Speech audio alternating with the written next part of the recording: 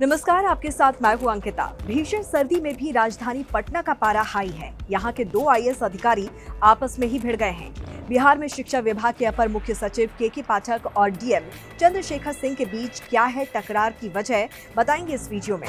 बिहार की राजधानी पटना सहित पूरा प्रदेश शीतलहर की चपेट में है। भीषण ठंड और कोहरे से लोग परेशान हैं, लेकिन इस भीषण सर्दी में भी राजधानी पटना में पावर का पारा हाई है।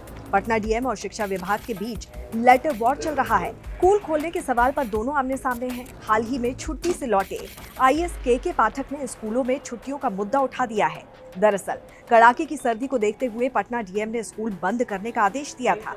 बस इसी को लेकर शिक्षा विभाग ने लेटर जारी किया था। तभी से दोनों के बीच लेटर वॉर शुरू हो गया।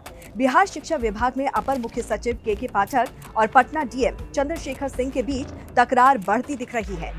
के पाठक की चिट्ठी के जवाब में पटना डीएम चंद्रशेखर सिंह ने भी करारा जवाब देते हुए पत्र लिखा है। इस पत्र के जरिए पटना डीएम ने अपने अधिकार और कार्य क्षेत्र से वाकिफ कराया और कहा कि क्षेत्राधिकार से बाहर होने के कारण शिक्षा विभाग को इसका अधिकार नहीं है। क्षेत्राधिकार के तहत धारा 144 लगाने का अधिकार जिला अधिकारी को है। पटना डीएम चंद्रशेखर सिंह ने शिक्षा विभाग को नसीहत देते हुए कहा है कि कानून में मिले अधिकार और शीतलहर को देखते हुए स्कूल बंद करने का फैसला लिया है।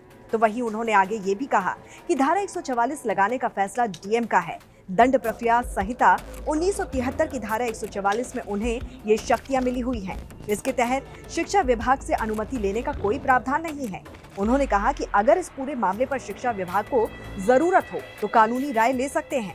दरअसल शिक्षा विभाग की ओर से जारी इस पत्र में कहा गया था कि सरकारी प्रतिष्ठान को लेकर रेगुलेटरी मैकेनिज्म बना हुआ है। सीआरपीसी की धारा 144 लगाना पूरी तरह से अनुचित है और आंख मूंद कर सरकारी स्कूलों में धारा 144 लगाना गलत है।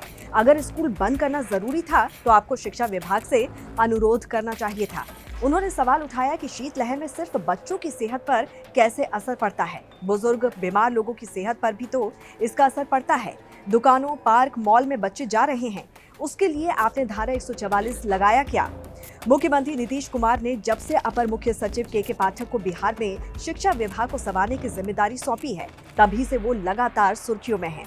कई बार वो अपने ही विभाग के मंत्री से आमने सामने हो जाने की वजह से तो कभी शिक्षकों और शिक्षा विभाग के कर्मियों पर लगातार कार्रवाई किए जाने को लेकर चर्चा में रहते हैं और अब वो डीएम से विवाद के चलते चर्चा में आ गए हैं। कहा जाता है कि वैशाली जिला की एक महिला हेडमास्टर से के पाठक ने एक सवाल पूछ लिया था, जिसका जवाब वो नहीं दे पाई। उन्होंने पूछा था कि 29 में से 11 घटाने पर कितना होगा। महिला शिक्षिका के पाठक के इस मामूली सवाल का जवाब नहीं दे सकी। कहा जा रहा है कि के पाठक के सवालों का जवाब नहीं देने पर महिला शिक्षिका पर कार्रवाई की गई और अगले आदेश तक वेतन पर रोक भी लगाई गई। अपने ऐसे ही सख्त आदेशों की वजह से वो ज्यादातर शिक्षकों और विभाग के कर्मियों के बीच अनपॉपुलर कहे जाते हैं, लेकिन आम लोगों और स्कूली छात्र छात्राओं के बीच वो लोकप्रिय हैं। 1996 में राबड़ी देवी के शासन के दौरान पाठक को लालू यादव के गृह जिले गोपालगंज की जिम्मेदारी भी मिली थी। यहाँ पर के पाठक ने गोपालगंज में एमपी लेड फंड से बने एक अस्पताल को उद्घाटन सफाई कर्मी से करवाकर पहली बार सुर्खियां बटोरी थी।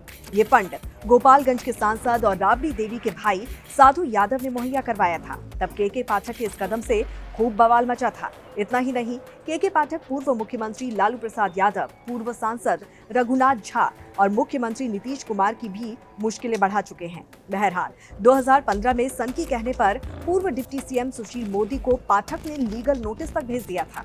साल 2021 की पेन इंडिया मैगजीन ने भारत के 50 असरदार ब्यूरोक्रेट्स की एक सूची जारी की थी। उसमें के पाठक का भी नाम शामिल था।